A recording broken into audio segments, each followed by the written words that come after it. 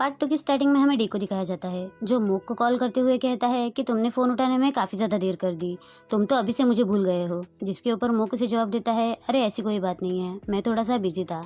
Day कहता है कि तुम कहीं बाहर हो क्या, बहुत सारी आवाज़ें आ रही हैं।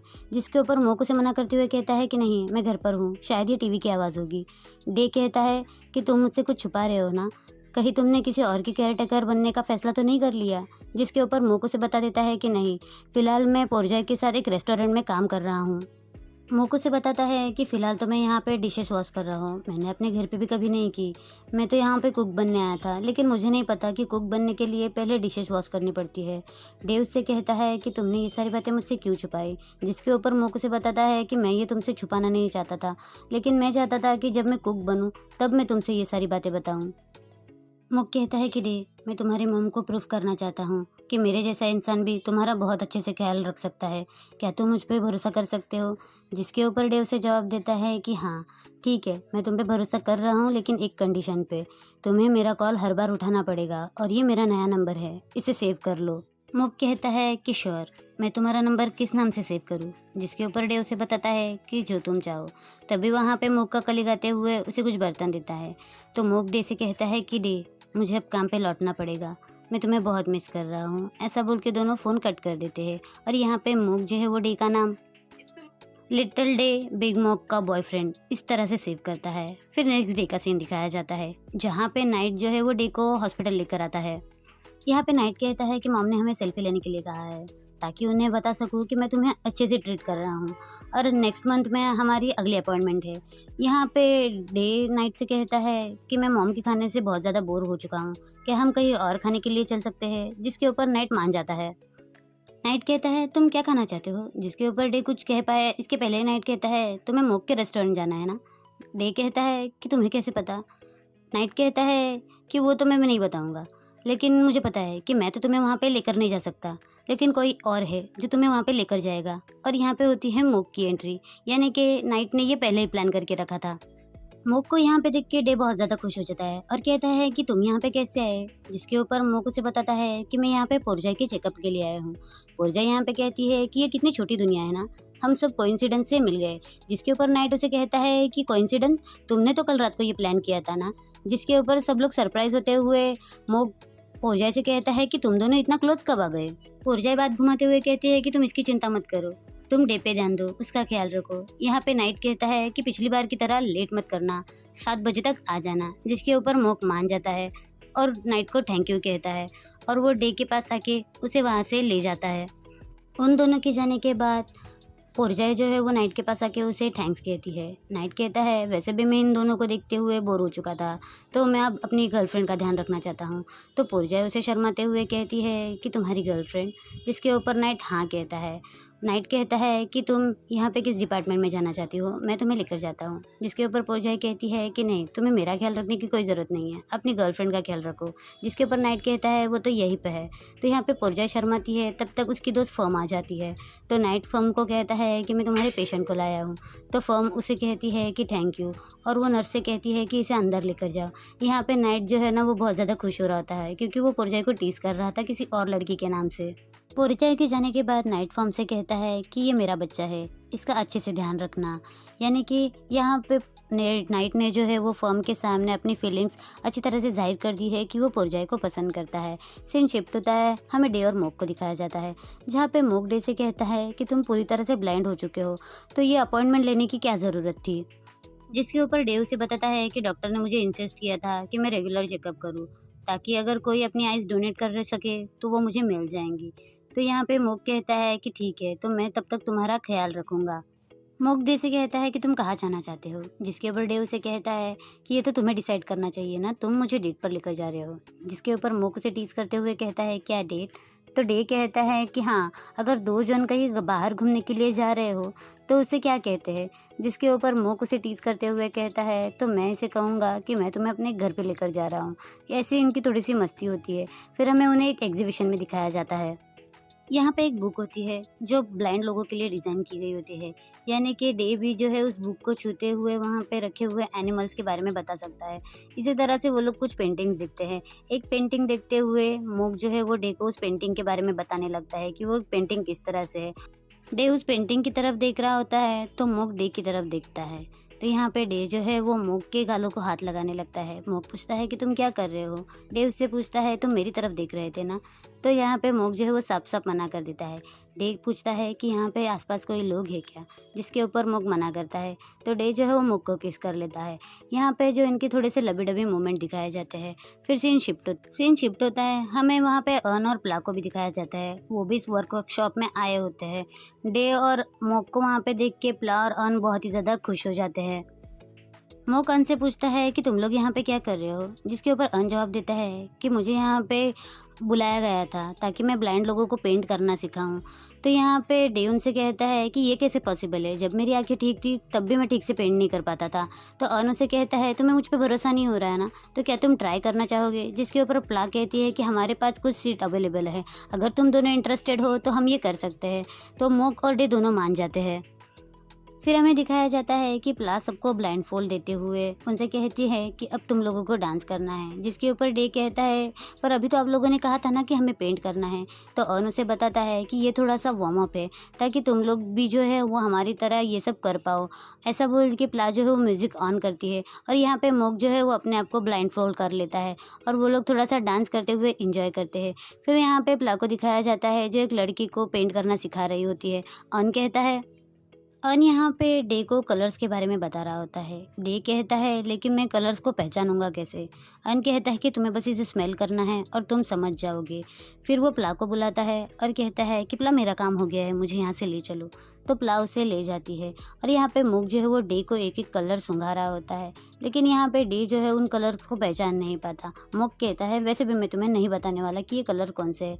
इसी तरह से उनकी थोड़ी सी मस्ती चलती है। फिर मोक वहाँ से उठ जाता है और डे के लिए एक रिफ्रेशमेंट ड्रिंक लाता है जिसे स्मेल करके डे फटाक से बता देता है कि वो उसकी फेवरेट ड्रिंक है। उस ड्रिंक को पीने के बाद डे जो है वो रिफ़्रेश फ़ील करता है। फिर मोक उसे कहता है कि चलो अपनी पेंटिंग पे ध्यान दो। डे कहता है कि अन ने मुझसे कहा था कि आसपास की किसी चीज़ को देखते हुए उसे पेंट करो। ऐसा बोल के वो मोक के चेहरे को हाथ लगाने लगता है और कहता है कि मैं तुम्हें पेंट करूँगा। और वो अपने हाथ जो है कलर में डिप करते हुए मोक की पेंटिंग बनाने लगता है और वो दोबारा से उसी हाथ से मोक को टच करने जाता है। तो यहाँ पे मोक कहता है कि तुम क्या कर रहे हो? तो डे कहता है कि मैं तुम्हारे चेहरे को फ़ील कर रहा हूँ। इसी तरह से उनकी थोड़ी सी मस्ती चलती है। सीन शिफ्ट होता है। हमें डे और मोक को वॉक करते हुए दिखाया जाता है जहाँ पे मोक कहता है कि 7 बजने वाले हैं, मैं तुम्हें जल्दी ही यहाँ पर लेकर आ चुका हूँ, मैं तुम्हें घर छोड़ देता हूँ। जिसके ऊपर डे कहता है कि कोई ज़रूरत नहीं है, तुम मेरे लिए कैब बुक कर दो वरना मॉम को पता चल जाएगा। मोक कहता है कि आज की मेरी डेट तुम्हारे साथ कैसी रही, क्या मैं इस टेस्ट में पास हुआ हूँ? जिसके ऊपर डे कहता है कि वो तुम्हें तो मैं बाद में बताऊँगा। मोक कहता है कि अगले हफ्ते क्रिसमस है और मैं इस बार कुक बन के कुछ डिशेस प्रिपेयर करने वाला हूँ और मैं चाहता हूँ कि मेरा बॉयफ्रेंड जो है वहाँ पे मुझे सपोर्ट करने के लिए आए, तो क्या तुम आओगे?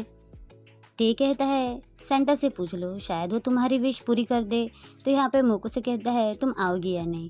डे कहता है नहीं। तो यहाँ पे मोक उसे मनाने के लिए कोशिश करने लगता है लेकिन डे इतना ज़्यादा लालची हो जाता है कि वो और एक केस के लिए उसे मना ही करते रहता है और मोक जो है बड़े प्यार से उसे मनाते रहता है। तो डे आखिर में मान जाता है। ये बहुत ही प्यारा मोमेंट था। हमें डे को दिखाया जाता है जो अपने वार्डरोब में से अपने लिए टी शर्ट ढूंढ रहा होता है। तभी वहाँ पे नाइट आता है। नाइट कहता है कि ये मैं हूँ। डे कहता है कि अच्छा हो गया तुम आ गए, आओ मुझे हेल्प करो टी शर्ट पहनने में। तो नाइट उसकी हेल्प कर देता है।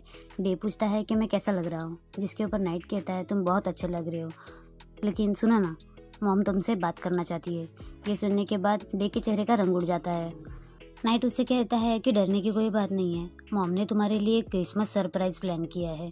यहाँ पे डे की मॉम को दिखाया जाता है जो डे से कहती है कि आओ बैठो। डे कहता है कि मॉम आपका तो इवेंट था ना? तो डे की मॉम कहती है मैंने वो कैंसिल कर दिया, ये तो फैमिली टाइम है ना, इस वक्त काम कौन करना चाहेगा? वैसे भी पिछले साल मैं बहुत ज़्यादा बिजी थी, इस वजह से तुम लोगों को फ्रोज़न फूड ही खाना पड़ा है, लेकिन अब नहीं, अब मैंने तुम्हारे लिए बहुत अच्छा खाना बनाया है, तुम इसे फील कर सकते हो। ऐसा बोल के वो बोल की तरफ डे का हाथ बढ़ा देती है जो खाना बहुत डिलीशियस लग रहा होता है। फिर डे की मॉम उसे क्रिसमस विश करती है। डे कहता है कि इस साल मैं एक अच्छा बेटा नहीं बन पाया ना माँ। जिसके ऊपर डे की मॉम कहती है मैं भी तो एक अच्छी माँ बन नहीं पाई ना, लेकिन वो सारी बातें छोड़ो, अभी तुम इस खाने को एंजॉय करो वरना वो ठंडा हो जाएगा। उन दोनों को इतने प्यार से बात करता देख यहाँ पे नाइट जो है वो बहुत ही ज़्यादा इमोशनल हो जाता है। फिर नाइट उठते हुए कहता है कि मैं जा रहा हूँ अपने दोस्तों से मिलने के लिए। तो उसे रोकते हुए डे कहता है कि तुम कहाँ पे जा रहे हो, ये तो हमारा फैमिली टाइम है ना। और वैसे भी मॉम ने तुम्हारा फेवरेट सूप बनाया है, यानी कि बीफ सूप। जिससे नाइट जो है वो बहुत ही ज़्यादा इमोशनल होते हुए कहता है कि मुझे लगा था तुम सब लोग भूल गए हो कि ये मेरा फेवरेट फूड है। जिसके ऊपर डे उससे कहता है कि मैं ऐसे कैसे भूल सकता हूँ, आफ्टर ऑल तुम मेरे बड़े भाई हो। डी की मॉम कहती है कि नाइट हमारे साथ यहाँ पे खाना खाओ और ये तुम्हारा फेवरेट फूड है, तो इसे एंजॉय करो। तो यहाँ पे नाइट जो है ना वो बच्चों की तरह रोने लगता है। और यहाँ पे मुझे नाइट बहुत ही ज़्यादा क्यूट लगता है। आपको इस सीरीज़ में सबसे ज़्यादा कौन पसंद आया मुझे ज़रा कमेंट करके बताना। हाँ, यहाँ पे नाइट जो है वो रोते रोते खाना खा रहा होता है। तो डेव से टीज करते हुए कहता है कि यहाँ पे कोई रो रहा है क्या, क्राइंग बेबी। तो यहाँ पे नाइट कहता है कि मैं कोई क्राइंग बेबी नहीं हूँ। तो डे की मॉम कहती है कि ये तुमसे तो बेहतर है, तुम तो बचपन में बहुत ज़्यादा रोते थे। इसी तरह से उनका थोड़ा सा हंसी मजाक दिखाया जाता है।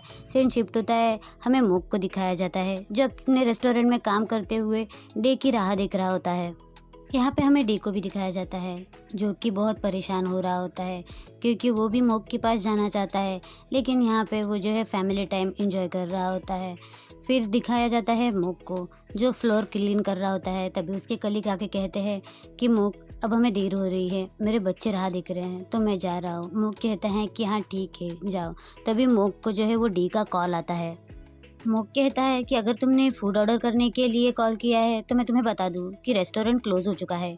डे कहता है कि पी मुझे माफ़ करो ना, सॉरी मेरा प्लान चेंज हो गया, मैंने मॉम के साथ सेलिब्रेट किया, तुम गुस्सा तो नहीं हो ना।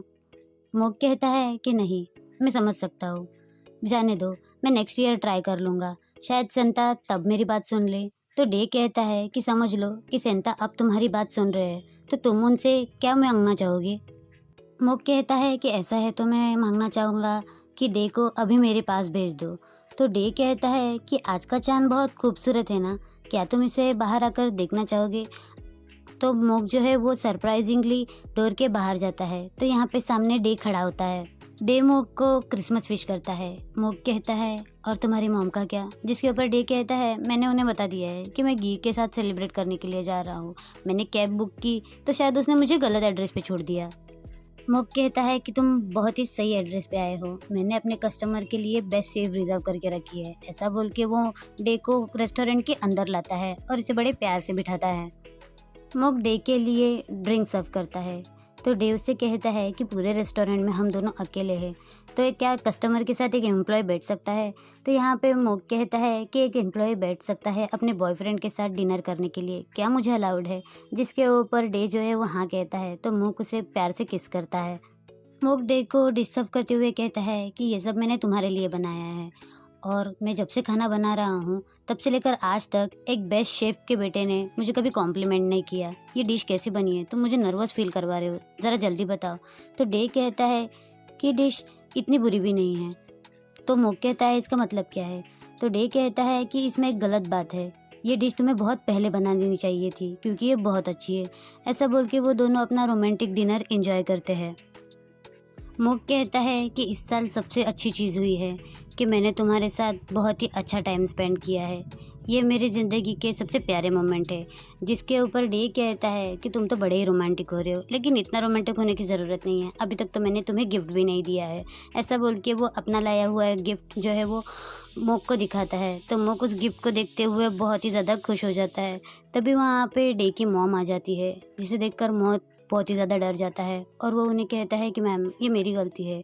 लेकिन यहाँ पे डे की मॉम कहती है कि डे तुम्हारे लिए डोनर मिल गया है, यानी कि अब डे का जो है आई का ऑपरेशन हो सकता है, डे को आइस डोनेट करने के लिए कोई मिल गया है। तो मोक सरप्राइजिंगली नाइट की तरफ देखता है। तो नाइट कहता है कि हाँ मॉम सच कह रही है। और इसी क्यूट मोमेंट के साथ ये एपिसोड यहीं पे ख़त्म होता है। मैं बाकी के 2 एपिसोड भी बहुत जल्दी लाऊंगी। Thank you so much for watching, bye bye.